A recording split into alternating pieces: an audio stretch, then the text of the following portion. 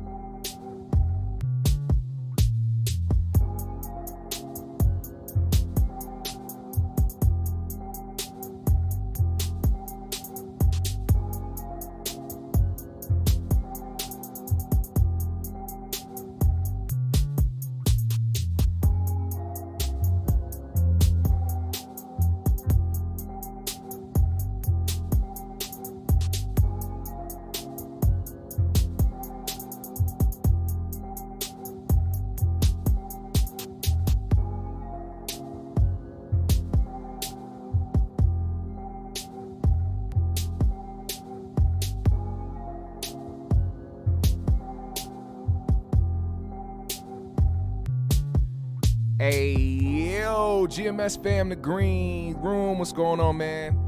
Welcome back to the GMS show. You already know what to do. GMS fam, the green room. Tap into that live chat. Let me know you are here. Shout out your city. Hit that like button on the way in, and also share this live right now. Right now, share the live. Let people know where to pull up to. Let them know that the GMS show is the spot. Now, you know we start out every show with peace, love, positive energy, good vibes, passing it forward, hoping that you pass it along yourselves. My GMS fam has pulled up expeditiously to the chat. I see you. Nairobi is in the building. Trey 979 is here. Will Stumbling 45, Golden Hour Radio. What's happening? Don D, what's going on? Anthony Pritchett, what's going on? Zane Vicious, what's going on? Vale is here. My guy Zen Master's here. Team 642 is here. Shout out to the GMS fam, man. I appreciate every single one of y'all. Now, it is Monday, and we got to get to some topics that are burning in my mind and also on social media. Now, just a full disclaimer, I want people to understand what I do here because some people get confused. You know, they see the titles, they see the thumbnails, and they're like, oh, he's just another, gossip channel. He's this and that. No, I talk about what I want to talk about, whatever interests me. And if it's a topic that I feel like may interest other people or catch other people's minds, I usually tend to find a way to become interested in it to talk about it. Other than that, I skip certain topics, even if it's a major topic. If I don't feel interested in it, I'm not going to talk about it. So I need that to be well known when people come over here, because I don't want them to think that we just talking about everything, just out here chasing the clout. It's not what we doing, man. We here talking about the things that I'm interested in talking about on this social platform. Now, it does have to do with entertainment.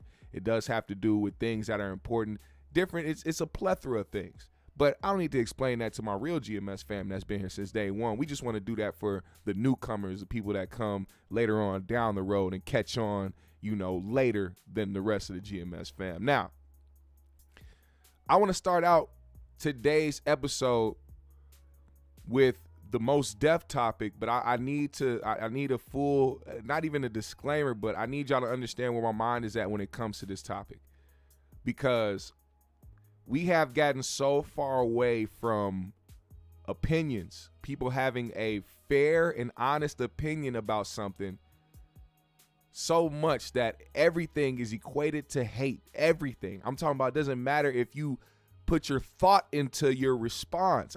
To me, I thought when you just say shit out your ass, that's the equivalent to hating. I thought that when you just talking down on somebody or disrespecting somebody for no reason is hate. But apparently when you have a difference of opinion and when your thought process isn't the same as somebody else's thought process, you are considered a hater. Now, we all know Mos Def, also known as Yasiin Bey, doesn't do many interviews like that. As a matter of fact, he doesn't drop music a lot like that. But when he does drop interviews, they're very thoughtful, they're very intriguing, very interesting. And when he does drop music, it's some of the best music, hip-hop music, that can be created. Now, that is subjective. It's very subjective to the ear and to the mind. That's just my opinion. So when I heard somebody who is well seasoned in the game, a veteran in the game, a legend in the hip-hop world, music as well, period. When I heard his assessment on how he felt when it came to Drake being hip-hop, I didn't second guess it, or I didn't be like, oh, he just an old nigga hating. These are people that think for a living. They have to think for a living. They have to write out their thoughts, and also not just that, but make it intricate and make it interesting for the consumer. He's not somebody that just goes out with the thought process of, oh, I need to make a hit, I need to make something lit, and I got to get on the charts. That's not how this man works, as far as what I've seen. So his take when it comes to music or when it comes to hip-hop, you would think that the average music consumer wouldn't know this, or not even just music, but somebody who is well-versed in hip-hop or says they know hip-hop the way that they think they do. Now, I'm going to play this clip for you. Yasiin was on a podcast where this young woman who was interviewing him asked him if Drake was hip-hop, and here was his response. Like, is Drake hip-hop? Why are you doing this to me? Drake is pop to me. In the sense, like, if I was in Target in Houston and I heard a Drake song, it feels like a lot of his music is compatible with shopping. Commercial music. Or it's Commercial music, shopping with an edge in certain instances. Fair. I like Drake's music, but I understand exactly what you're saying. Of course, I mean, I it's get commercial, entertaining, fun, good, it's formulaic music. It's likable. Likeable music, yeah. It's likable. But is it? See, people taking his mannerism and how he's acting as him hating. But if you paid attention in the beginning of that clip when she first asked him that, he said, "Why are you doing this to me?" And he said that for a reason. I don't know if y'all caught it, but when she asked the question, let me go back so y'all can see. Why are you doing this to me? He said, "Why are you doing this to me?" Because he understood exactly what was going to happen from his answer. He knew it. This is somebody who thinks before they speak. And he knew very, very well that when he was about to give his answer, that there was going to be some type of backlash or majority people who didn't understand where he was coming from. So when you first start hearing him talk about the consumer, or not even just the consumer, but him feeling like his music is compatible with shopping, there's a reason why he said that. Let me finish the clip because y'all need to hear it. I'm gonna leave you alone. We're gonna move on. So many products. So many SKUs. So many SKUs. Look at all these SKUs. Oh, so many products. So much merchandising. So many barcodes. I love this mall. Look at this place. I mean, look at this place. They have everything. Everything's here. They have everything here. Oh, this is great. This is a new Drake. You hear it? It's great. Okay. What happens when this thing collapses? What happens when the columns start buckling? Are we not in some early stage of that at this present hour?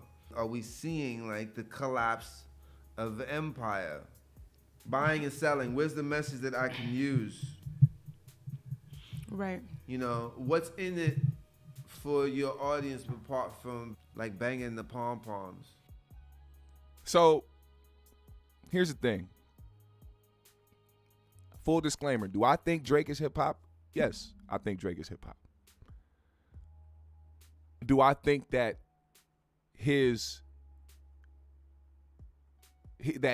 himself as an artist is deep rooted in hip hop as far as like his approach to how he makes music? No.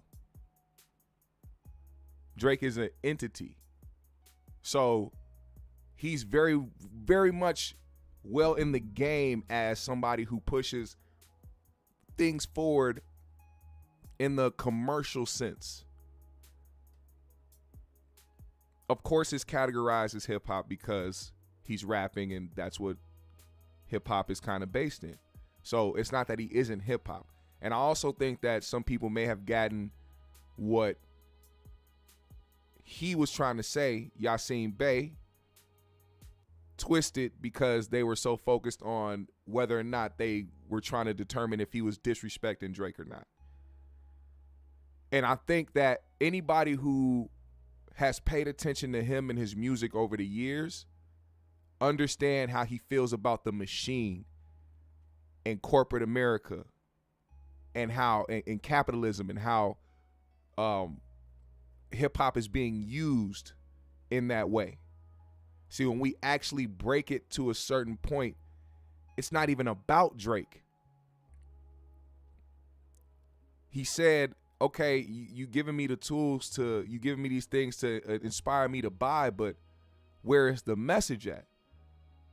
Often those messages are hidden within the album cuts, not really in the singles that they put out for everybody to hear. You got to catch those messages and those references and the real shit that they want to talk about within the albums that they drop. Because they've understood, due to the labels, I want to say grooming and coercing them to believe that that is the most important thing when it comes to this genre. I think the attention shouldn't be focused or hyper focused on what Yasiin is saying, but more so on the corporate aspect of hip hop and why it's easy for them now to take this culture and use it to capitalize off of or to maximize their dollars due to advertisements than it is to actually preserve the genre itself. Because I'm gonna tell you right now, labels, they don't give a damn if this genre hip hop collapses, which is why you see the direction that they continuously go down every decade. It's gone from appreciation to, okay, let's try to elevate the genre to, well, we're here now, we might as well say fuck it. That's how I viewed hip hop over the last 20 years.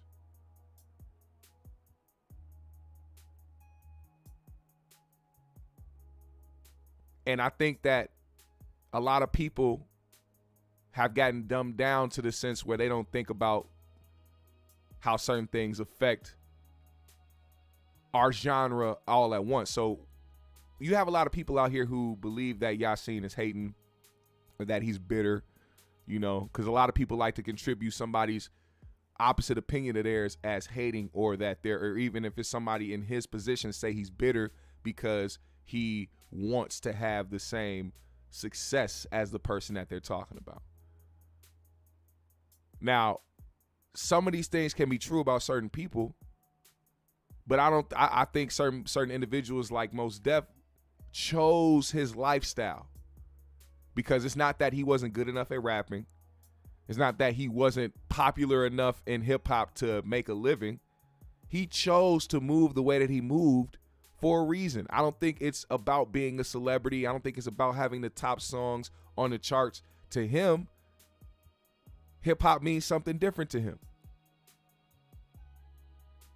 And I think he also knows that if more artists fell in line with the mentality of preserving the art and preserving the genre and actually holding it to a certain standard, that it doesn't matter what you believe in, it don't matter how you move, we would still hold that integrity within the genre. But it seems like a lot of that slips when anybody will do whatever for the dollar.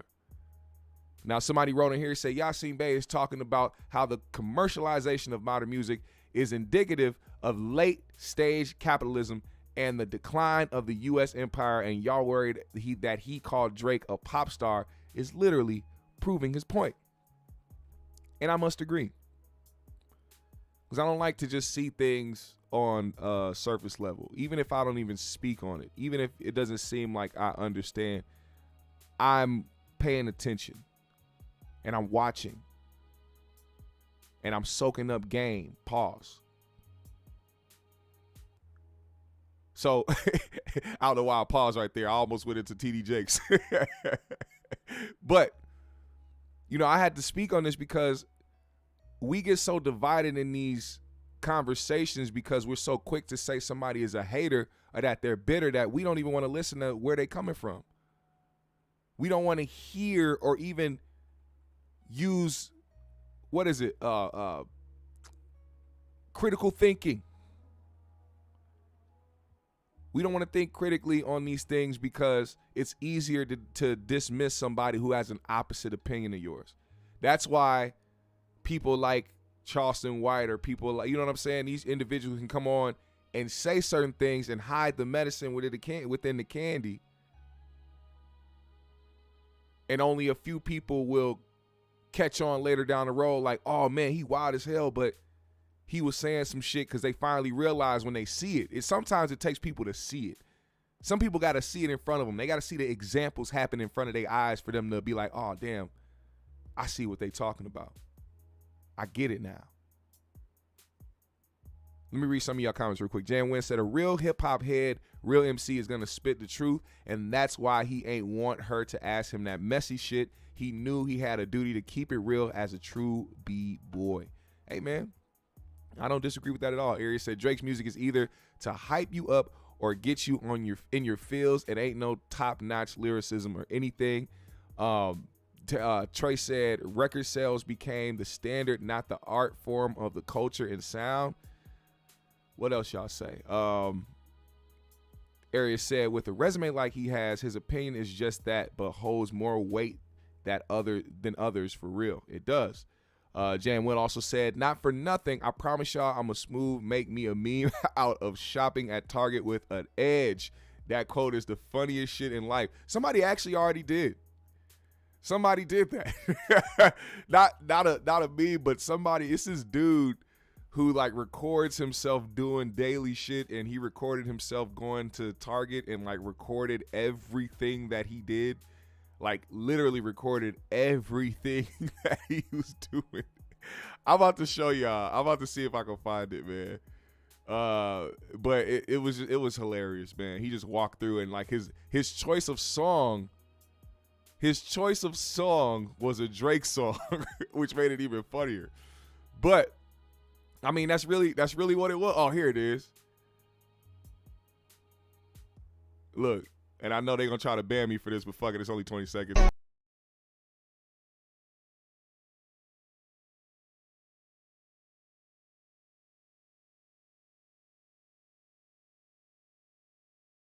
See, this nigga shopping at Target with a Drake song playing in the background. And this is before Yasiin said what he said. This is a perfect example. And I promise you he didn't see this video. I promise you he didn't see this video.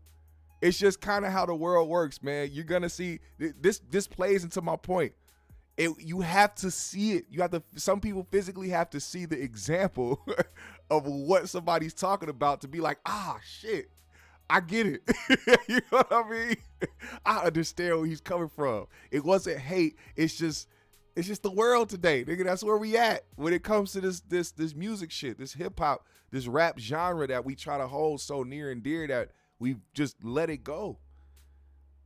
It's on a weird spiral. It's not It's not necessarily that it's gonna tank. This is what fucks me up too, man. And this is on a different, this is a little bit off on a tangent, but still in the subject of music. With the way music has been over the last 15 years, the amount of artists who have emerged, the amount of songs that have now been released, you got to think about it. It wasn't the same way 20 years ago to release a song. You couldn't just go and upload a song on Spotify, Apple Music, or on YouTube. You couldn't just do that. There was no, oh, I'm a local artist and I have the internet to help push me into stardom. It's different. The way that people consume music these days, bro, you got to understand it's a whole different realm. See,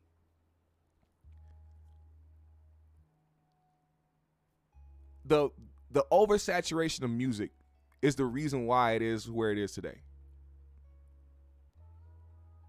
Before the radio stations play the same music over and over again, and you thought because there were more artists that emerged and more songs that we now have access to, that the radio would now find some range, but they haven't. They really haven't. And you're right, MySpace music, but MySpace wasn't what who blew up from MySpace other than Soulja Boy? Really? Who really blew? And to tell you the truth, the reason why he blew up is because he did everything himself and was good at doing everything himself. Not everybody had that talent. But it wasn't as accessible, it wasn't as easy for people to just break through like that. You know what I'm saying? Now that it's become easier, the radio stations have more than enough examples and more than enough music and artists to play on a daily basis, but they still play the same songs over and over again on the local and on satellite radio.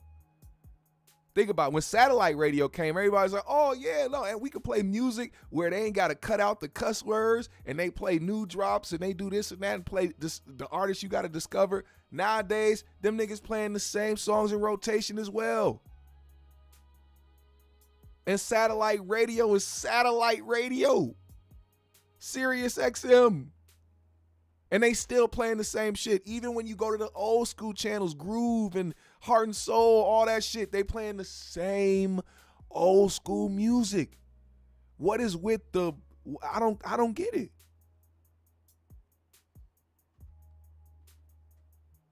I really don't understand it. And I'm disappointed by the way that they do that because there's no excuse. There's no excuse. There's not a popular radio station out right now that plays all new artists, new music. That's it. To help people discover new things. Not one. That's a problem when it comes to our genre. That's why you get not even surprised, but you get irritated by the consecutive amount of individuals who come out sounding the same or looking the same or acting the same. Because the radio and TV, these things are programming you to only pay attention to the same shit over and over again. Now, before I go off on another tangent, we got to move subjects, all right? Now, speaking of people's opinions out here, one person who has always had his opinions blasted on social media is none other than Orlando Brown, former child actor who ran into some tough times in life. Very dope artist too. While we were on the subject of music, for the people that have never heard him rap or sing, he's a very talented individual. It's just that he clearly deals with some issues. Now, of course, this is on the back of the Katt Williams interview that happened this year. I'm telling you right now, everybody who has gone viral over the past 5-10 years is going to try to get on a platform to try to get a viral interview due to the way that Katt shit went. But nobody is going to be able to mimic that or recreate that. They're not going to get the same numbers. They're not going to get the same clout. They're not going to get the same trending topics. It's not going to happen. I'm just going to say that now. because this is what it is. People are chasing on the backs of that interview now. With several interviews with different people, trust me, they trying to do it. But Orlando Brown has gotten back in front of the camera for an interview, and he is talking about some wild things. Here's him speaking on Kevin Hart and the fact that 50 Tyson is the real Kevin Hart. I guess, listen. Kevin Hart has a team of people that write his jokes. Kevin Hart writes some jokes, yes, but that's not the real Kevin I come here telling you all the time who's the realest and who's not. Kevin, I told you when I first came here, bro, Kevin Hart is not that tall.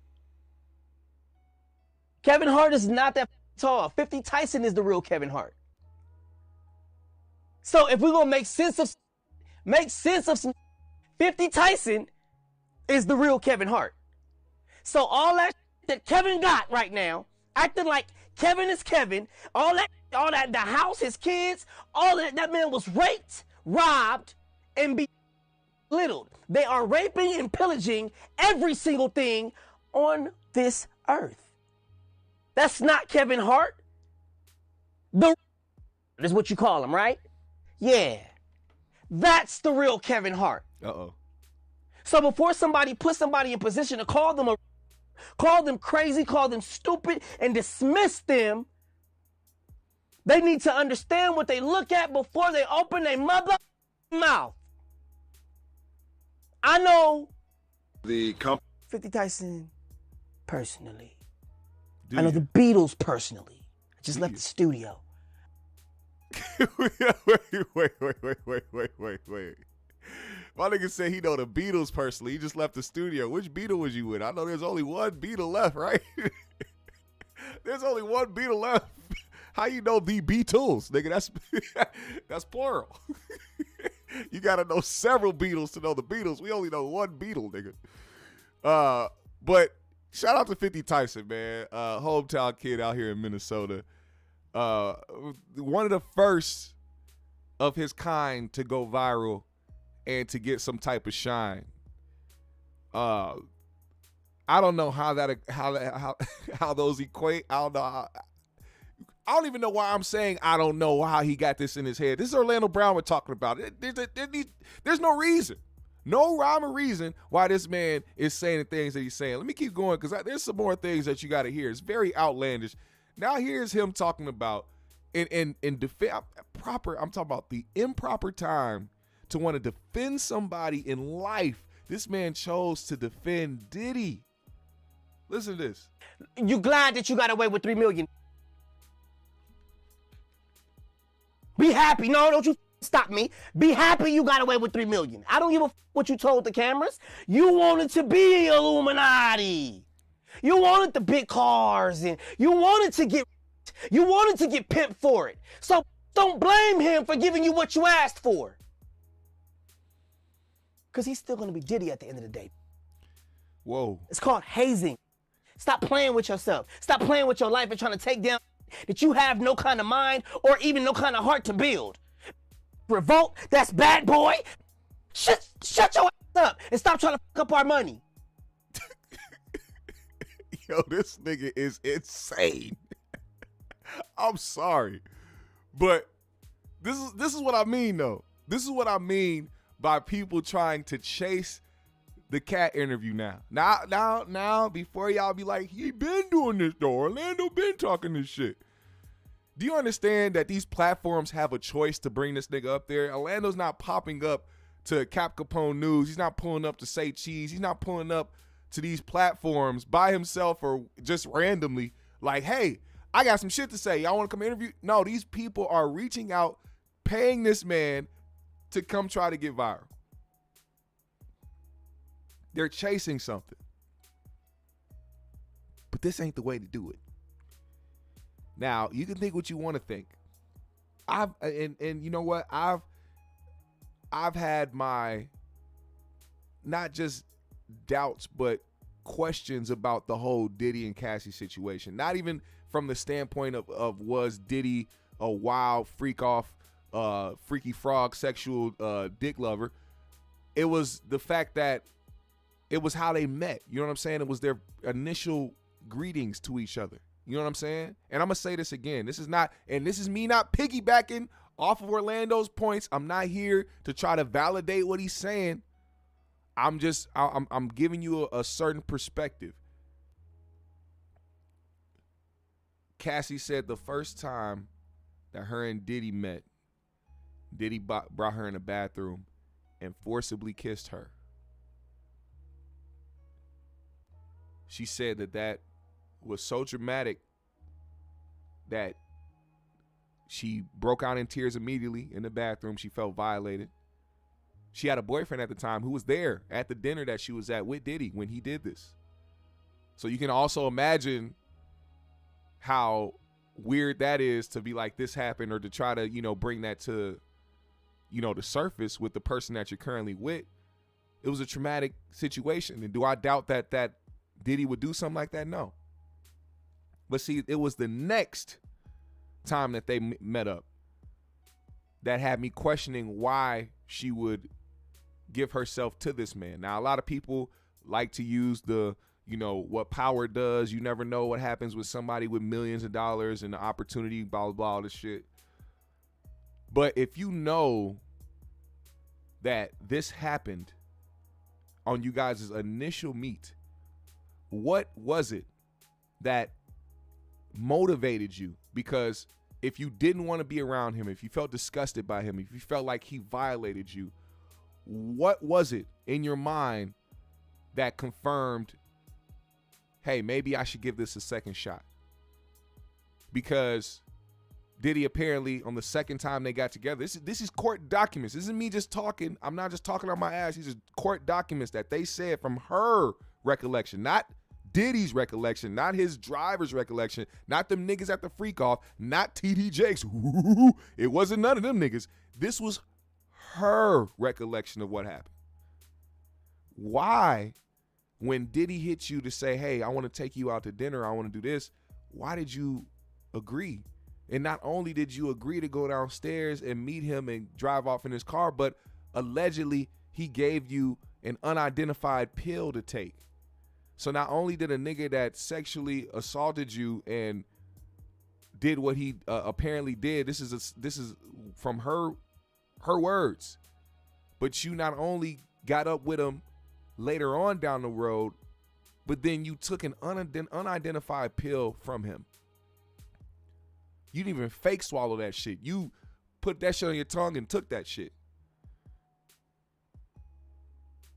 I'm telling y'all, and this is, and once again, this is for the people that try to talk about victim blaming. This ain't victim blaming. This is trying to get other young women on board with not making these same decisions when faced with somebody who has power and money.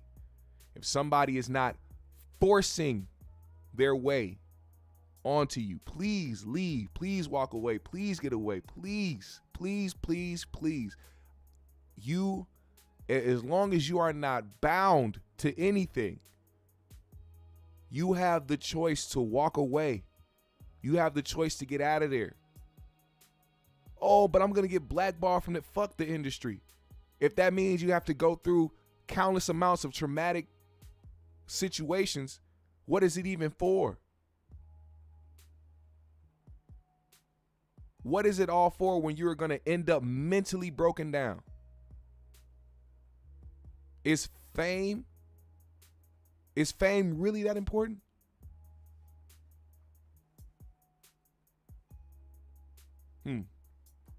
Now, with all these things that have been said, of course, like I said, on the backs of the Katt Williams interview, they had to make sure to ask, excuse me, they had to make sure to ask Orlando about Katt Williams. And of course, he had a lot of things to say when it came to Katt. Listen to this. Well, I thought we would, get right into the biggest thing going on right now, man. And that is Katt Williams shook the internet, man. He did this interview with Shannon Sharp, and he said a lot of stuff, man. What was your initial reaction to the interview? Like I told one of my best friends that brought me over here, Millie, my best friend and producer, it's like, what was done to Katt to make him do that. There's a lot of people that have no respect for the game of comedy. And there's a lot of people that, before I go deeper, I will say that it's none of my business, the personal relationships and all the stuff that was talked about. So I'm not going to talk about that. But I will talk about what I've experienced. And what I've experienced is sitting in front of Katt Williams at his own house, $3 million mansion in Malibu. And this man told Tory Hart exactly what Kevin Hart did in order to be where he's at. Now, I don't know if it was Kevin that pissed him off. I don't know who it was that pissed him off. But I do understand that the comedy world is nothing to play with. And since, Richard Pryor left us, God rest his soul, it's more like, everybody's trying to be Richard Pryor. And I can't put myself in position to not understand why some people just don't have the kind of respect for Katt that they should have. I will also say that a lot of people know that he knows that he's helped them in a major way. Huge ways. Silently. For no recognition or none of that. It's just being, who he is as a person. And when I sat in front of him with Tory Hart that night, when Reno Rankin was still alive, it was more like, Kevin been pissing off a lot of people, comedically. You know what I'm saying? And I think that instead of trying to bash somebody that knows what they're talking about and bash somebody that has respect in the comedy world, I think that they need to look deeper into why is he letting this information go? Why is this information just now being released? Why? I mean, come on, he's Katt. Why does his chain look bigger than any rappers that I've ever seen rap? Why, out of all the comedians, does he still have a $3 million mansion in Malibu? Why, out of every single comedian, does he still get picked on, but still looks like he's getting a check for nothing? I'll tell you why, Orlando. It's because when you have the people behind you, you will always win. See, that is the cheat code to surviving in the entertainment space. When the people have your back, when you build a cult-like following, it doesn't matter the doors that close on you from Hollywood. It doesn't matter who's blackballing you from the entertainment industry. The people will always support you. Katt hasn't been in a major motion picture in I don't know how long. The biggest television show he's been on recently is Atlanta. And we definitely don't see him moving around in these spaces. I mean, the last award show he attended was the award he won for that character on Atlanta. We don't see several interviews with him on The Breakfast Club or Hot 97 or, you know what I'm saying, any big entities that have big platforms like that. And this is also not because these people don't want to have Katt on, but because I think he's somebody who fully understands his place with the people. A lot of that shit is promotion anyway. What does he need promotion for? He's Katt Williams. He got it. He's popping up to arenas and selling them out without having to be on TV or in movies or any big corporation deals and in these big ads and shit like that. You don't see him on commercials. The people have his back. You will never see anybody, you won't see his immediate fan base turn against him because they follow his word as law. Somebody who fully understands that moves the way that Katt moves. Fearless. Not afraid to speak on things, and not just that, but confront the very person or very thing that he's talking about in real life. There's no switching up. There's no, oh, Katt said this about Steve Harvey, so when he sees Steve Harvey, he gonna hold up a piece of chicken and take a picture. That's not finna happen. It's definitely not finna happen with Cedric. I'm waiting. I'm waiting to hear about they meet up. Cause if he end up busting Cedric's stomach, oh my God. I mean, I doubt that that's gonna happen. You know, they're gonna be moving in different directions. If anything, people like Cedric is gonna walk away from somebody like Katt or move out of his vicinity and not even want the interaction. But that is it. That's it. He is for the people and the people got his back. And that's the only reason why people fuck with him the way that he did. And that's another reason why his interview did so many numbers. The people really mess with Katt for real. Now, speaking of Katt, and speaking of interviews on the backs of Katt Williams, Willie D interviewed Mark Curry, legendary comedian and TV star Mark Curry. Hang with Mr. Cooper. We know him the best, because that show was amazing.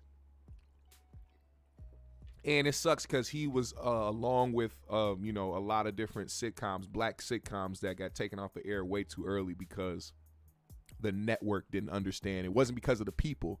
It was because of the network. If they couldn't control the narrative or control how you did black comedy or how you related to black people. Just imagine that, like a bunch of white dudes in this room and they mad that you want to do things that you know relates more to black people than what they're writing or what the ideas that they're coming up with, and they fire you and get somebody else or just shut down the whole production because you not doing what they want you to do. But that's neither here nor there. Mark Curry was a guest on Willie D Live. And, in the Katt interview, one of the main things that people honed in on and hyper-focused on was the dress thing, which is something that people have always focused on and have conversations about when it comes to Hollywood and black men and the emasculation or demasculation of black men. People bring up putting them in dresses. And several black actors, entertainers, comedians have gotten into dresses, even athletes. Think about it. Your job is to play a sport. But then when you're outside of the sport and you go to do TV and entertainment, they want to put you in a dress. Like it seems deliberate, right? It seems very deliberate. And while in this interview with Willie D, Willie asked Mark Curry about if he ever had to wear a dress. And his answer was slightly weird, if you ask me. Listen to what he had to say. They ever try to make you wear a dress? I did wear a dress one time. Only reason I did it, one time. Only reason I did it. Only reason. I told him I never wear a dress, but it was with Sherman Hemsley. And what was the situation? The situation was Sherman Hemsley was a landlord or something, and so I had to dress up as a woman to convince him. It was a horrible explanation as to why you wore a dress. That was a horrible explanation. Not only because you just was like, oh, this is going to be a good opportunity, but Sherman Hemsley, that's not a good reason why. I thought Sherman Hemsley was on the suspect side of everything. I don't know. Wasn't Sherman gay? Wasn't Sherman? I'm pretty sure he was, right? Or am I just going off a rumor? I don't want to just go off a rumor, but I've heard it way too much for me to just be like, no, he's not. Was Sherman? Huh? Was Sherman out here getting swallowed up? Was he getting swallowed up? Somebody answer that. He said, I think Mark kind of wanted to wear that dress at Age of Waterman, though. Hey, well, see, that's what we about to get to next, because while he was explaining this, what made it even worse was the fact that he started to explain, because once he explained this, he went on to talk about how he almost got the role for Juwanna Mann. Now, I want y'all to hear that, and I'm going to expound on that as well. And it was a funny scene, so I said, now I don't do dresses, homie. But I said, with Sherman Hemsley, I'll do it. Do you regret doing it? No, because it was with Sherman Hemsley. He was a legend, and I said if I could do something funny with him, and I had to beat him off of me. It was hella funny, and so I didn't. He said I had to beat him, and I had to beat him off of me. You can't say in the same sentence as talking about having to wear a dress with Sherman Hemsley that you had to beat him off of anything. That's not right. All right, goddamn. All right, anyway, keep It was going. hella funny, and so I didn't regret it. That's the only time I did that. Man. Only time. And I got a story for the dress story gonna really blow your mind. And I said, he said, this is about to really blow your mind. No, I'm pretty sure Willie's mind is blown, all right? Pause. I'm pretty sure his mind is blown to smithereens. I think you've already done that.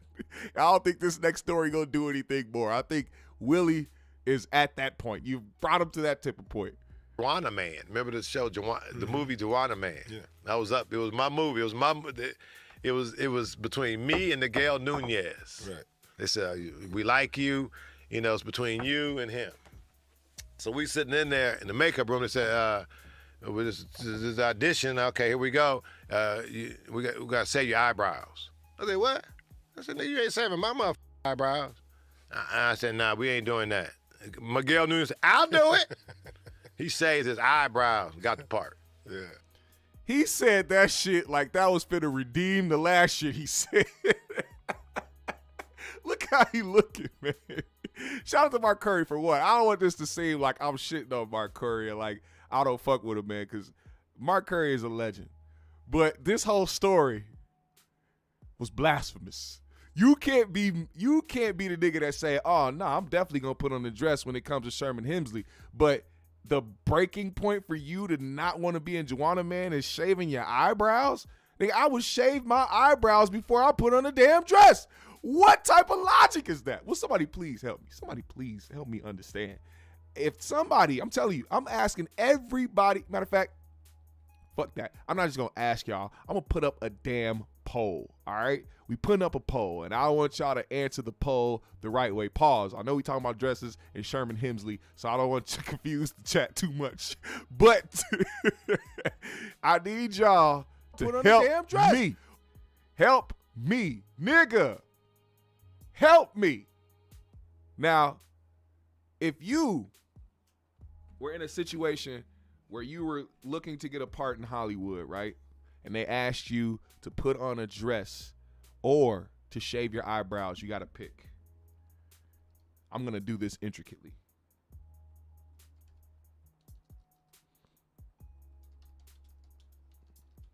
Would you rather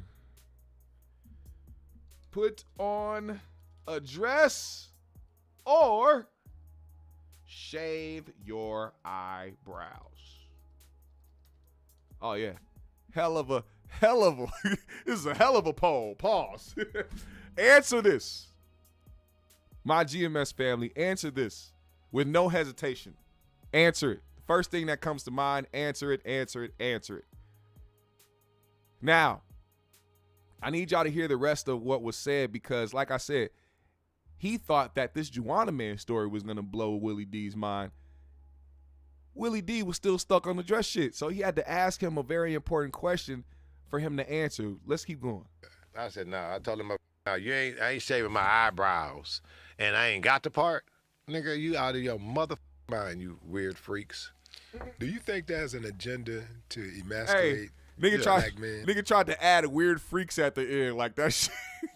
You weird freaks. No, not about the dress. Not about me wanting to dress up as a woman in an entire movie and act like I'm on the WNBA. But because you want me to shave my eyebrows, oh, you guys are some weirdos. Y'all trying to emasculate me, ain't you? Yeah, Definitely. in Hollywood. Definitely. You've seen it. You've seen it, yes. Yeah. Well, you look at the movie Panther. The movie came out, was incredible, powerful. Shit. That movie was the most incredible movie ever. Look, the second one that came out, it wasn't even a black man in the movie. What? You don't think that's imagery? Come on now. That was the most powerful movie you ever seen. A black man vibrating. Damn, what is this? Why you think Avatar came out and it stretched 3 hours? That nigga said, I'm gonna put another hour on Avatar so we can blow this shit out. Nigga said, Joshua Payne, he said brows over blouses.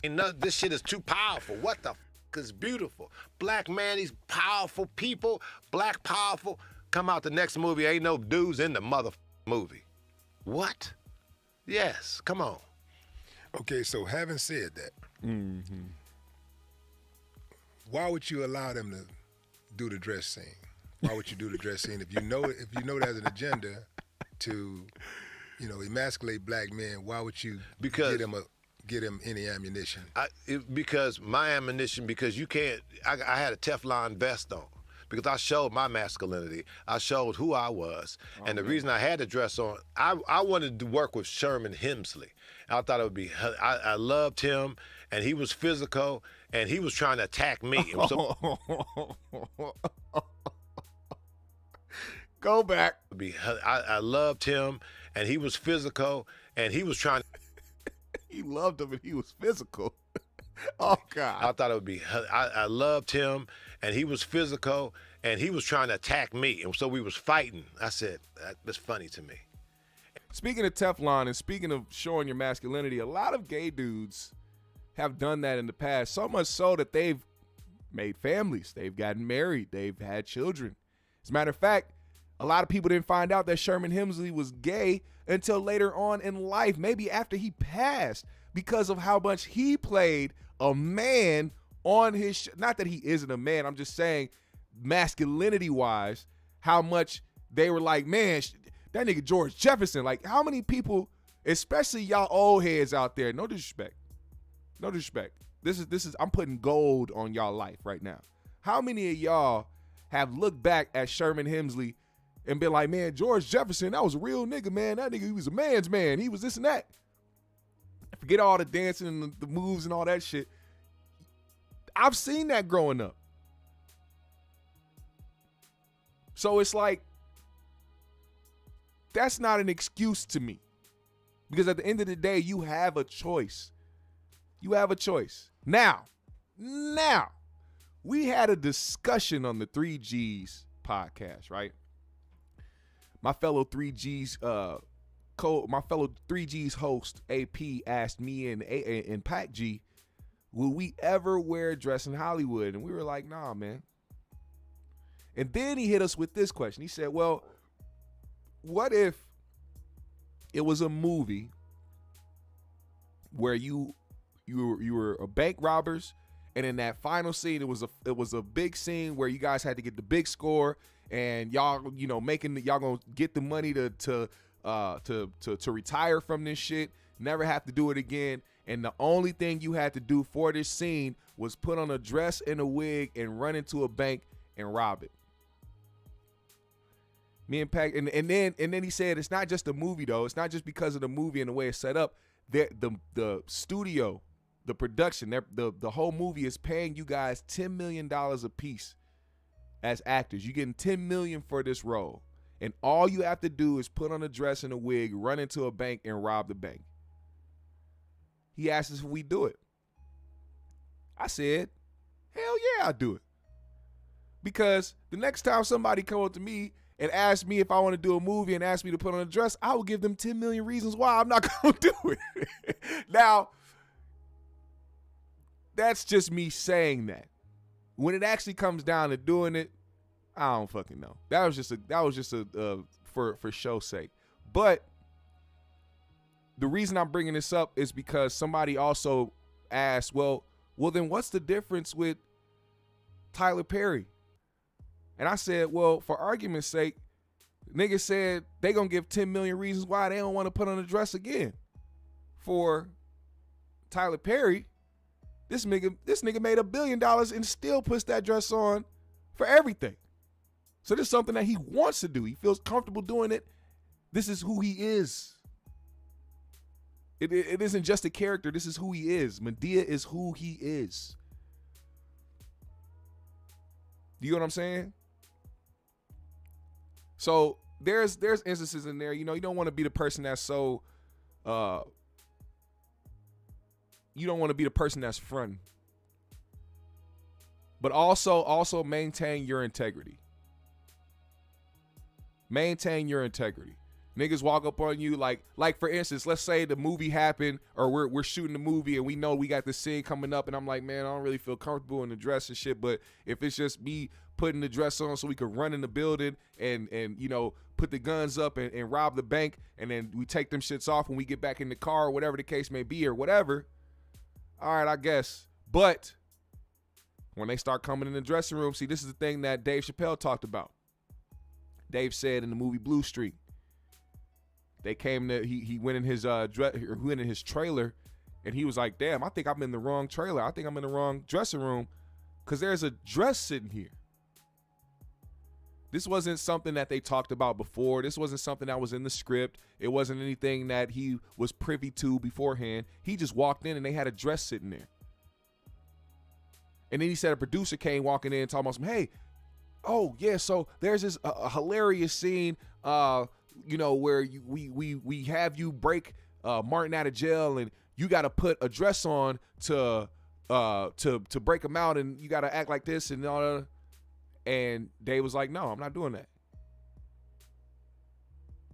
And they were like, come on, Dave, it's gonna be hilarious. I'm gonna, you know, please, come on. And Dave's like, no. So that producer left the trailer, brought another producer in, and the producer's like, Dave, see, I know you're hesitant, but come on, Dave, it's going to be hilarious. It's this and that. Kept trying to, and Dave was like, no, I don't feel comfortable doing it. There's no reason to do it. Y'all just added this scene in. If the scene just got added in, as quickly as you added it, it can be quickly removed. There's no point to it. There's no reason. There's no logic to this scene. Y'all just doing it to throw it in there. So then that producer left. Then all of a sudden the director came in talking about, Dave, come on, Dave. Like, I'm telling you, this will be amazing for you. This will be a hilarious scene. Please, can you just put on the dress? And Dave was like, man, fuck that. I don't want to do it.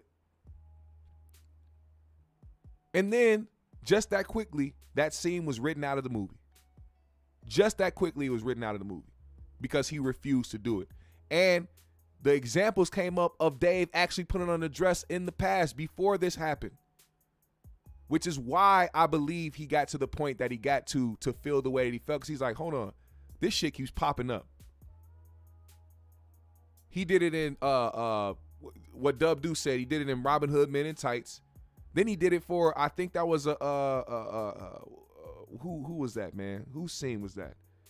Was that a Howard Stern radio show? Whatever he did it again. He had on his dress, he had on lipstick, and he was acting like some dumb ditzy chick. And this was young Dave. And I'm pretty sure he wasn't privy or wasn't up on all of this at first until he started seeing it for himself and realizing that this ain't good. You know what I'm saying? So I've seen the people bring it up. You know, I've seen certain people be like, but Dave, he wore a dress. It was like, listen, man. Sometimes people don't see it right away. Sometimes it takes you going through it to realize, oh, this is fucked up. We seen it happen with what's the young man's name, man? The actor. Oh my God. Why am I blanking on him, man? Something Jackson. Why am I forgetting his name? Will somebody help me? I see his face, but I don't see his name for some reason. I know his last name is Jackson, but I forgot his first name for some reason. One of y'all go say it in the chat. But he played in Big Mama 3, and he put on a dress. He had to do all that, and he talked about how he was warned not to do it and how, you know, certain things can happen. Now, granted, we don't know his whole Brandon T. Jackson. We don't know his entire situation. But he felt like that was something that was detrimental to his career. And who are we to tell him that he can't feel valid in that? Because that was regardless if the movie was trash, which it was still a major motion picture. And he was finding his way up until that happened. We haven't seen nothing of his that has done something in that caliber since then. And I feel like it's a trend. Once they put you in a dress, they're gonna continue to try to do that with you in certain films, and it's a clear sign of emasculation. Now, do I think that, you know, Mark Curry doesn't believe what he's saying? No, I don't think that. I just think that it was a horrible example for him to give. It was a horrible example, okay? He should have just said, yeah, I did it once, something I regret, I would never do it again. Instead of giving his reasons why. I mean, it was even worse. Sherman Hemsley, man, come on, dog.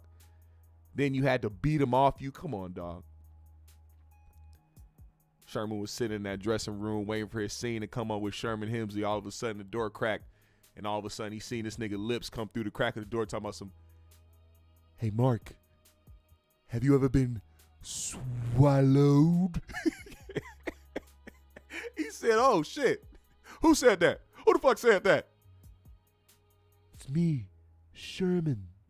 Oh, Sherman? Okay, I'll do shit. No, I haven't been swallowed, Sherman, but if it's you, Sherman, if it's you, Sherman, I'll do anything for you, Sherman. Come on, man. That shit was crazy, man. You gotta admit that, Mark. That was wild. Now, for the oh, damn. We got 21 votes, 23 votes on this would you rather put on a dress or shave your eyebrows, and it was 100%. We got a few women in the chat too. They said eyebrows, nigga. I'll get my eyebrows. I really do hope it was all dudes who voted on this, man. Because if you're a woman doing that shit, your ass, you trying to stand on business. She said, I ain't with none of that Hollywood weird shit. I ain't put on no dress. He said, but you a woman. She was a bitch. She was a lesbian. She said, I don't play that shit. Give me some jeans, some Timbs, a sweatshirt, nigga. Put my strap underneath, nigga. I'm straight. I don't need to do none of that shit. Hey, you know what's hilarious? I heard a lesbian chick, you know, one of those real butch ones, the ones that, you know, they don't identify as a man, but they like want to. They be acting the hardest. You can get that weird shit away from me. I am a straight lesbian, nigga. All pussy for me. It ain't no pose, ain't no eggplants, nigga. The only meat I got on me is my skin, nigga. They be going hard for that shit. That shit is hilarious. Now, we gotta bring this shit up, man. I'm starting to feel like I gotta take up for this guy now because the way social media works, there's not too many smart individuals. There's not too many people out there who think logically anymore. And it seems like we need individuals like myself and those who understand how to not just read between the lines, but actually comprehend what somebody is saying to help defend some of these people out here who are trying to do good by the world. Now, one of those people is Keith Lee. For those that don't know who Keith Lee is, he is a food critic. He was once an MMA fighter turned food critic, and not just a food critic, but somebody who has changed the game so much that these local and mom and pop restaurants and places that, you know, aren't popular end up becoming popular because of his food reviews and because his videos. Now, Keith Lee has been touring the country.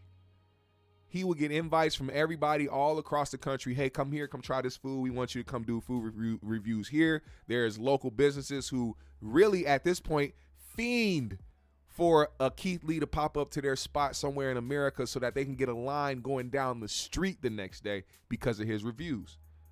Now, his most recent stop was the Bay Area. He went through the Bay Area, and instead of doing the typical, oh, I'm already lit, I'm already on, I'm already famous, I already get the numbers, let me over sensationalize some shit, let me get some clout, and let me go and tear down somebody else's spot for my engagement on social media, he went to describe why he left the Bay Area prematurely due to the conditions out there and due to different things that took place. I'm going to let y'all hear what he had to say, and then we're going to discuss this. Unfortunately, the Bay Area stop on the Keith Lee and family food tour is officially over prematurely, and we're going to get straight into it. Let's talk about it. There are a few reasons why, as a family, we decided to end the food tour short. But before I get to that, I truly want to say, from the bottom of my heart, I appreciate every single bit of love. The people of the Bay were absolutely amazing, and I'll never forget the hospitality and the... I'm sorry, side note, I just saw something that reminded me of something. RIP to my granny, man. Rest forever. I love you, Julia Stewart, for the rest of my heart. Trey 979 said plumber's crack. I want to tell y'all something real quick. It'll take 2 seconds. When we went out there for my grandma's funeral, we put her in a mausoleum. And if you don't know what the mausoleum is, it's not you bury them in the ground, but there's a whole contraption for them where they literally put them into a display, basically. And you know what a mausoleum is. You know what I'm talking about. There was a guy who was working at the funeral home who was set to put my grandma in the mausoleum in her spot. And while he started to do so, his butt crack was out.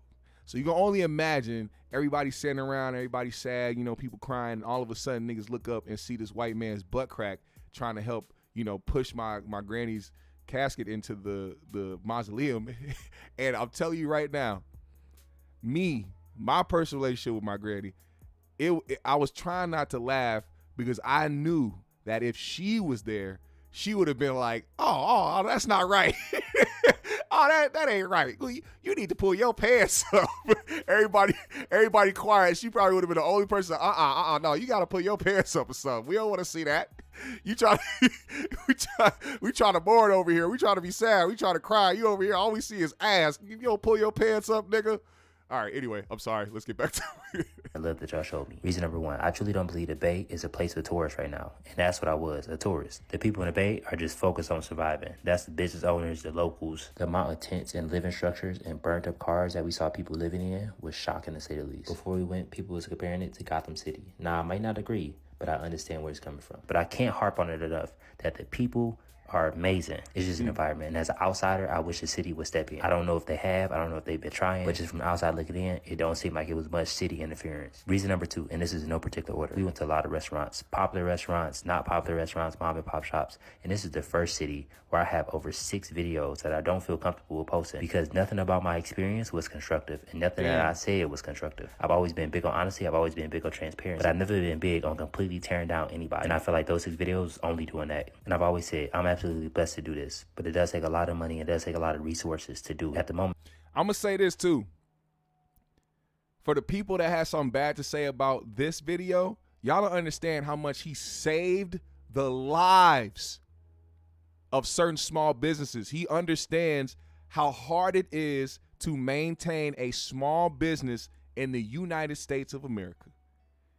And because he understands his influence, which a lot of people in his space don't really fully grasp or understand because they're too focused on the fame of it, he understood that he couldn't call these places out or post these videos and put a negative light on them, because it's not just about people seeing his reviews. People actually act on the places that he goes to.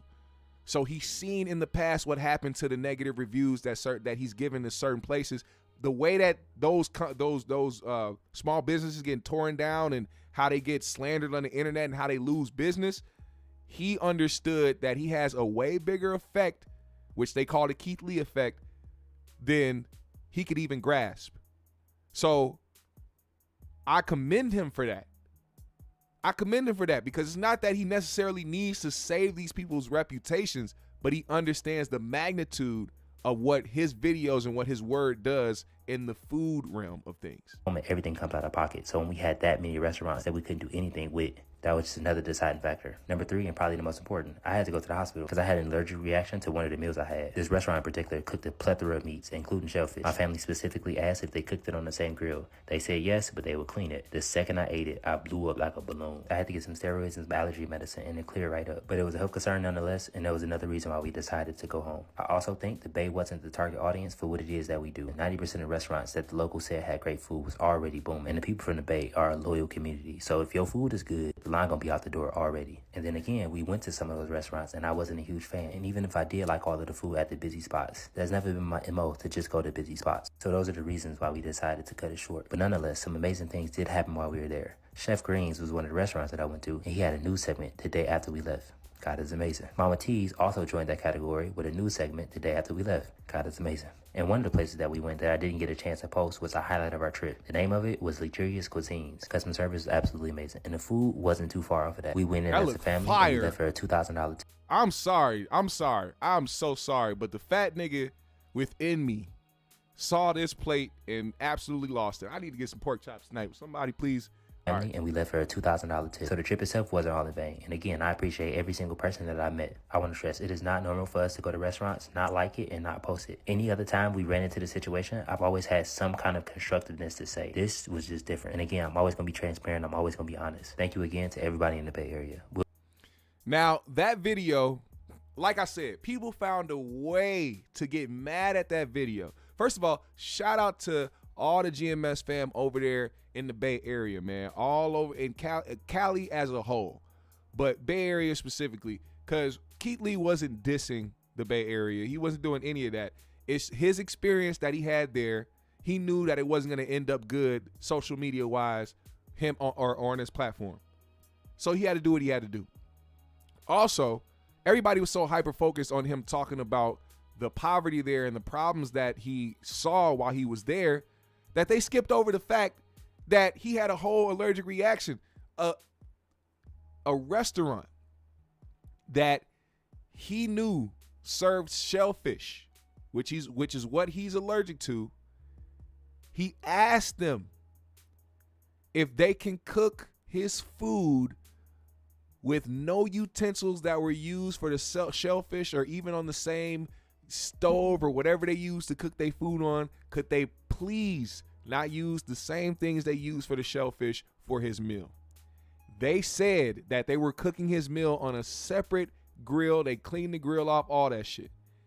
This man said within seconds of him taking a bite of his meal, he started to blow up like a balloon and had to go to the hospital. Tell me what would be the reason for him to even protect that establishment at all. But he did. He didn't give the name of this place. He didn't say any. He didn't say the area he was in. He didn't do any of that. But people conveniently skipped over that because they wanted to make it seem like the nigga was hating. Like, I don't understand.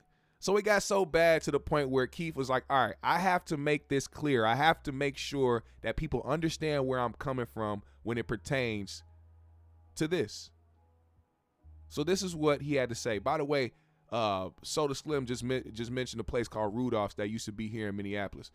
The place was bomb. When I tell you they had some of the best chicken wings, bro.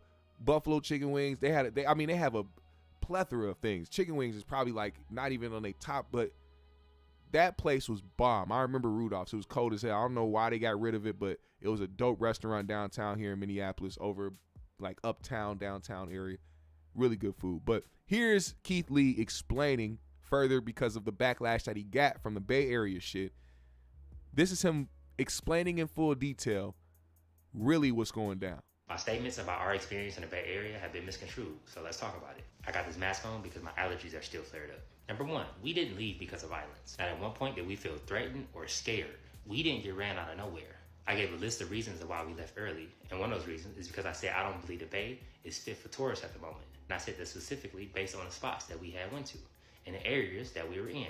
I don't think any of the spots that we personally went to were conducive of a 5 to 6 hour wait time, especially with people coming directly off the plane. And when I say people, I mean tourists. I don't think they were conducive of coming straight off the plane and going and waiting to these lines. As a tourist, I wouldn't wait outside 3 or 4 hours in any of those areas. Not to say people don't or people shouldn't. I just said, my personal opinion, it didn't seem conducive.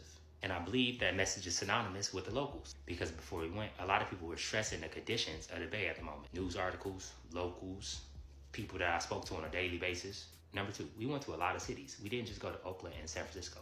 We went to 6 or 7 different cities. I didn't name those specific cities because there's only a few restaurants that were recommended from those cities. And if I named the specific city, people will be able to figure out what restaurant I went to and didn't enjoy the food, and they would go bully those specific restaurants, even off of just guessing. So I didn't want to put random restaurants at risk of being bullied and get negative reviews from people who've never been to that restaurant. But yeah, we went to other spots that wasn't Oakland, wasn't San Francisco. We went to the Bay.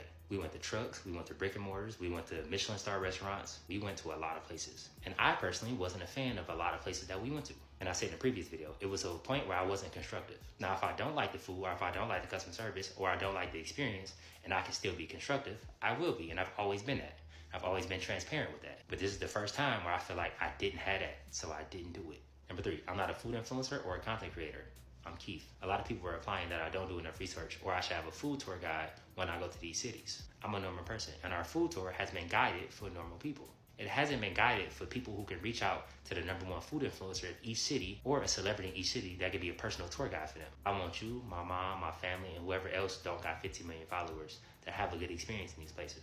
And I'm not going to tell you I'm having an amazing experience only based on the perks that I get with having 15 million followers. But I want to be very clear. I'm not saying I'm not tapped in or I don't do my research and watch the biggest food influencers of each city. I do a lot of research. I watch a lot of videos. And as of late. Now, here's the thing about this video.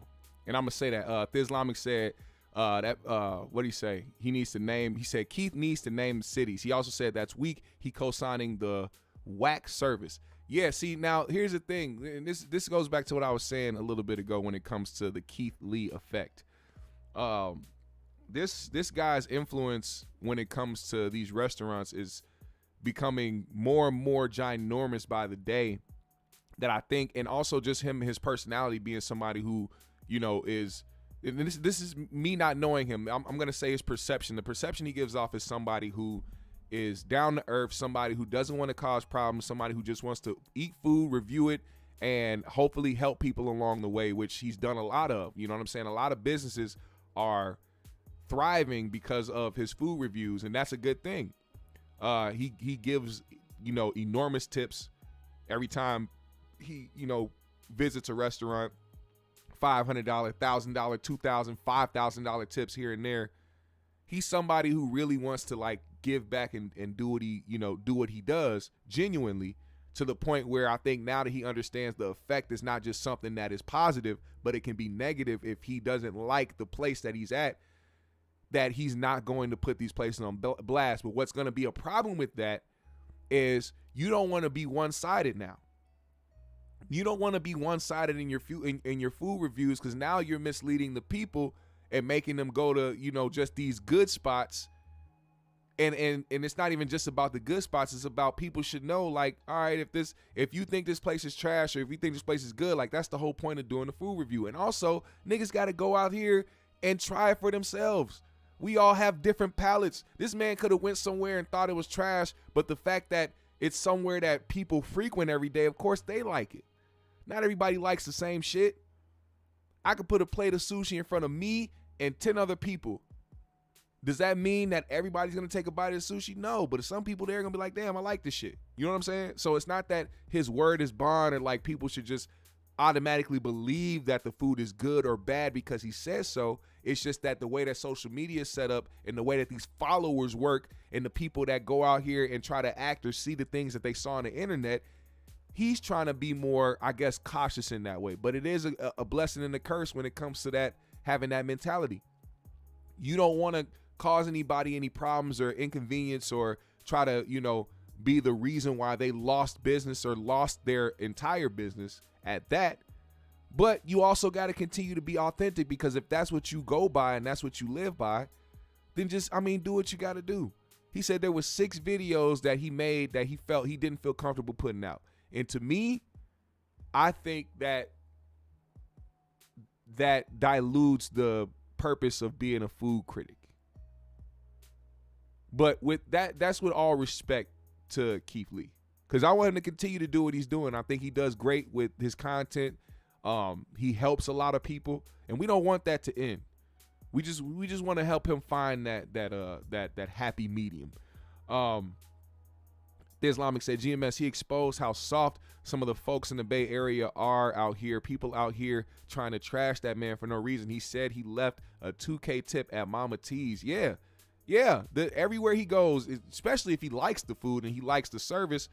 This is, and I said this when it came to his Atlanta trip.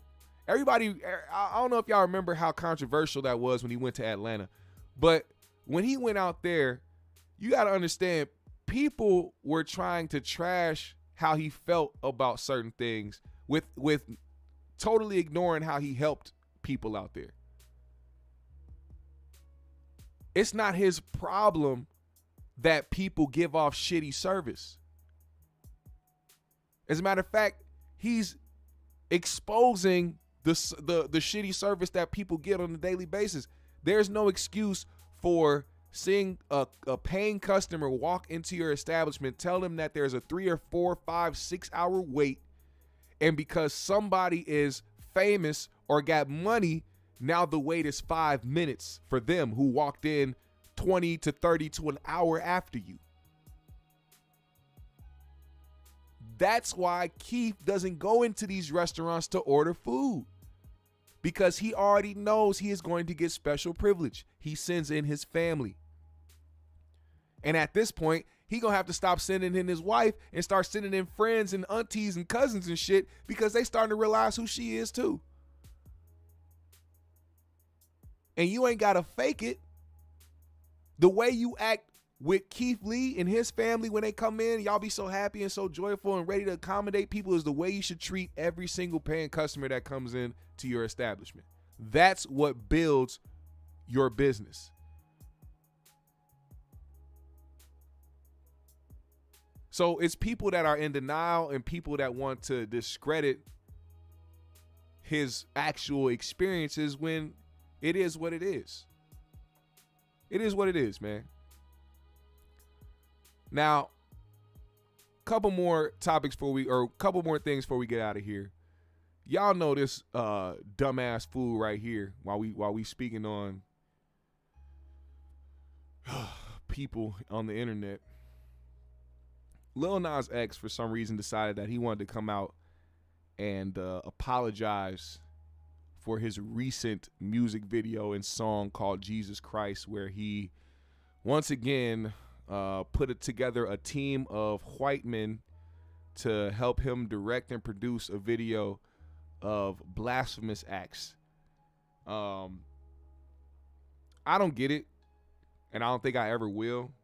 And I really, honestly, don't want to take the time to try to understand, because there's really no actual reasoning behind it. It's just trying to stay clout chasing and try to stay relevant.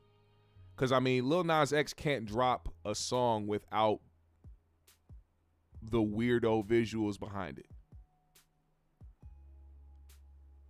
He can't actually make good music. Actually, to tell you the truth, he can't make good music.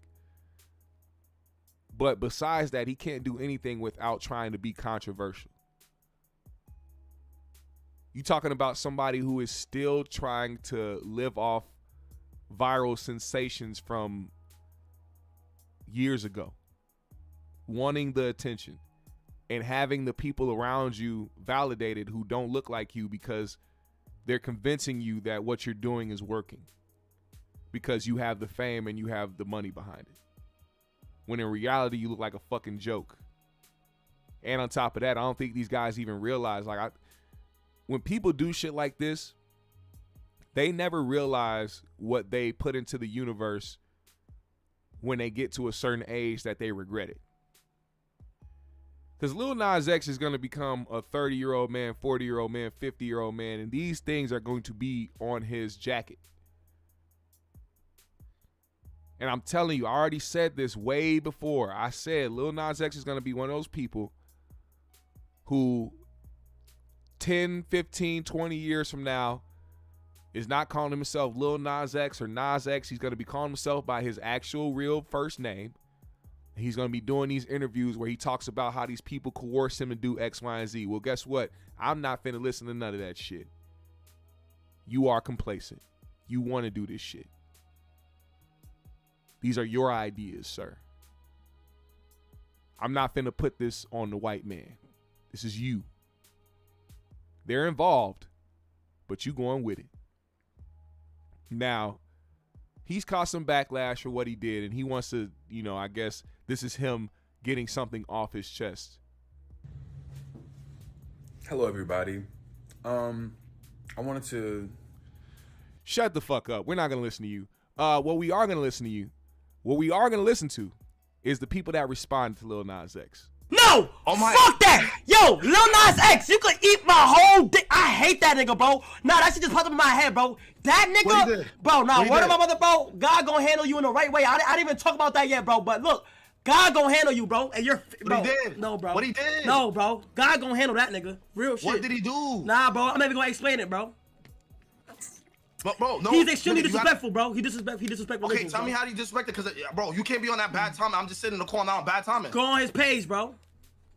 Hey, yo. He disrespect God himself. That's Christianity? crazy. Like Christianity? Yes, he disrespect the whole culture, He was bro. mocking it? Yes, making Nigga, fun Lil of. Nas X, eat my... Hey, that was my favorite part of the whole video. My nigga on the other end had to confirm that he was disrespecting God for him to start going crazy. I wonder where that whole clip is, because I wanted to hear that nigga go in. Listen. Nigga, Lil Nas X, eat my... He was... This nigga was about to go crazy. They cut the clip off when he was about to lose his mind. Now, I want to say, there are people out here that are trying to, act like people are being hypocrites. Like, oh, y'all allow this in rap music, y'all allow this. Stop saying y'all. Because when you say y'all, you are making the assumption that every black person or every person that listens to rap or hip hop condones the fuckery that pushes black people back 10, 20 years. I hate when people try to use those things as an example just to justify the fuckery that other people do. It's not about that. Maybe some people don't want to have their shit disrespected so nonchalantly. It's crazy because, I thought about this. I'm like, the way the LGBTQ and other individuals are defending Lil Nas X's decisions to continuously come at religion and come at God and, do the devilish shit and all that other shit, is the same people who try to sit and demonize Dave Chappelle for telling jokes about the LGBTQ community. People over here like, oh man, it's getting old, man. Dave, man, he's not this, he's not that, man. Dave is all this, man. He keep talking about them. But then turn around and see this nigga keep poking at Christianity and poking at God and be like, this is expression, this is art. Nah, you niggas is hypocrites and weirdos. It don't make no sense. And on top of that, there's a reason why this nigga ain't out here mocking the Jewish religion. There's a reason why he's not out here mocking Muslims. There's a reason why he's not out here mocking Buddhism. There's a reason. Because a nigga will get yoked.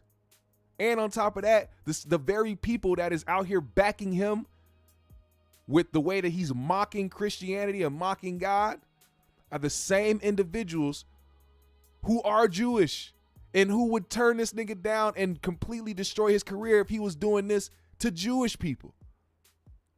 Imagine if this nigga put a Jewish star in the middle of, in the center of a floor and started grinding on Hitler. Oh, whoa, did that sound crazy to you? Oh, did you get offended by that? Man, fuck you.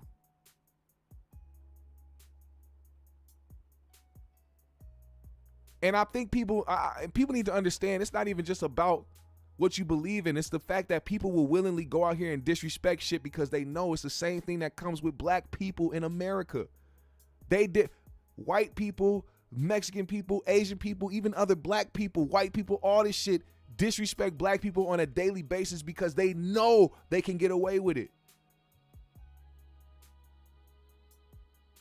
So, religion aside, regardless of what you believe in, regardless if you believe in God or not, if a nigga can willingly come out here and disrespect what you believe in because they can and because people minimize the shit, it tells you more about the state that we live in, not the state of where the actual, I'm talking about this country.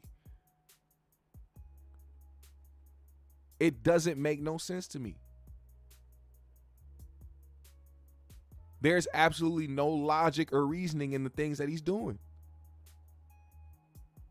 And y'all know, for those that's been here since day one, y'all know how I feel about certain churches and certain pastors. So I'm not somebody who's opposed to calling out the bullshit when it comes to church and when it comes to these fake godly like people.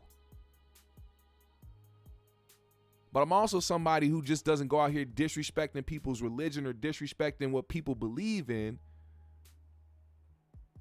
just because I know I can get away with it.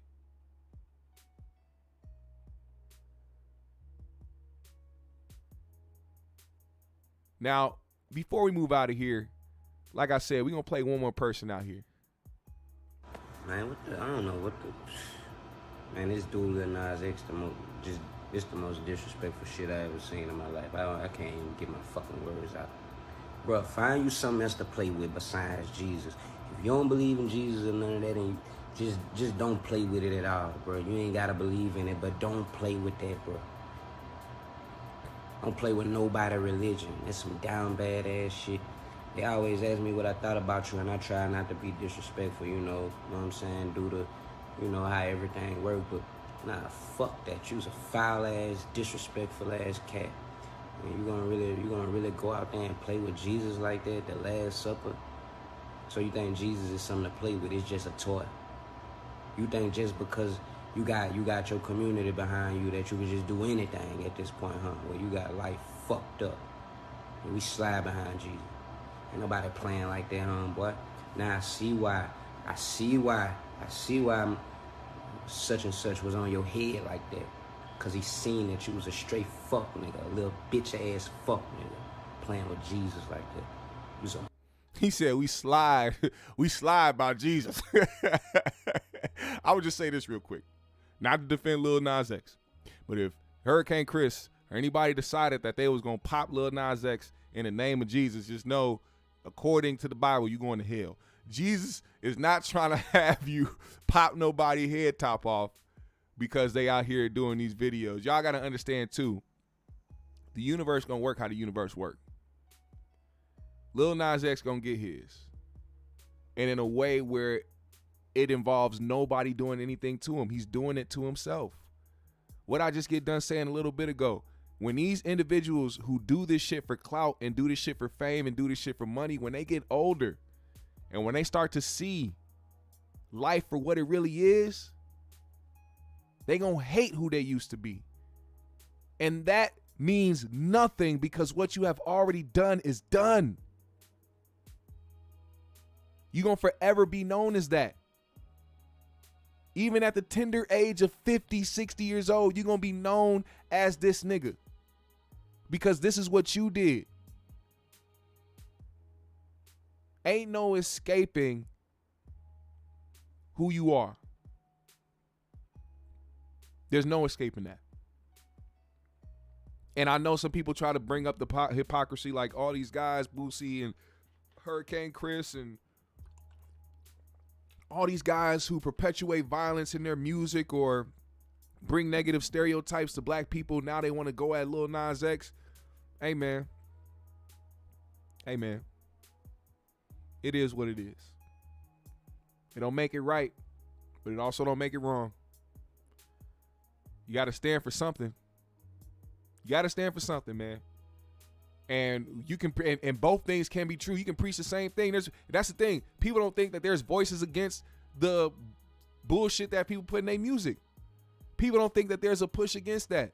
But it's hard to push against something that corporate dollars are behind. It's $1 billion genre. What can we do with a voice to $1 billion genre? Nothing. We can't do nothing. The only thing we can do is hope that these individuals who perpetuate these bullshit stereotypes for our community changes up the content in the music. Or hope that more people that have different content in their music floods the genre to the point where now we start finding a balance or flushing that bullshit out. That's the only thing we can hope for. It ain't gonna change overnight, and sure as hell these corporations and these labels ain't gonna want to change that shit either. It starts with the artists, and then in come the consumers and the supporters. We got to rally behind the shit. We got to all come to an agreement and understanding what's toxic and what's not for our culture. And that's just the real of it.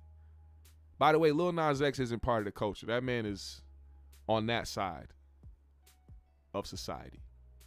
He's not part of the culture. And I'm not talking about LGBTQ. I'm talking about niggas that just be doing shit for clout just to do it.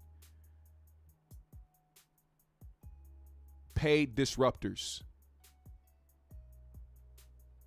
Agents of chaos, as my guy said earlier. He's not needed in the culture. And he's not wanted or accepted in the culture. And I mean that. Now, GMS fam, the Green Room, it's been an incredible show today. Happy Monday to everybody that pulled up today. My GMS fam, make sure you put in the live chat a GMS for your boy right here. Also, man, if you want to support in a big way, you can donate to the GMS Fund in the description below. The Cash App is in the description below, or it is going to be in the live chat here in a couple seconds from one of my moderators. I appreciate you. GMS fam, the Green Room, make sure you hit that like button on the way out. Hit the share. And let's enjoy the rest of our Monday, man. Let's get to it. GMS fam, let's go.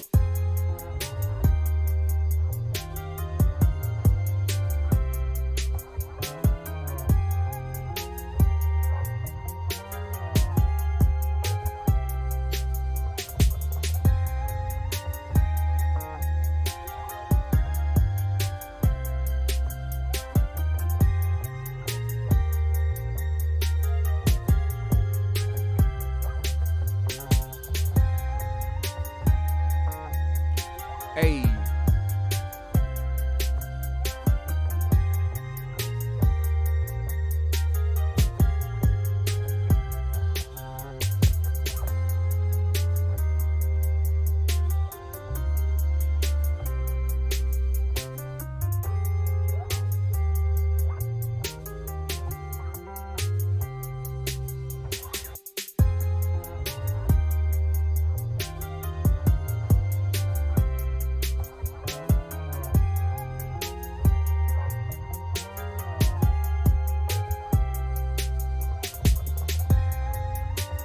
I see y'all.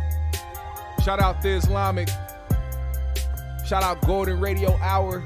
Shout out Trey 979, King Lukey Arias, Baby G. As you can see, she put the Cash App in there, man. So if y'all want to support the GMS show in a big way, you can hit the Cash App right there as you see it.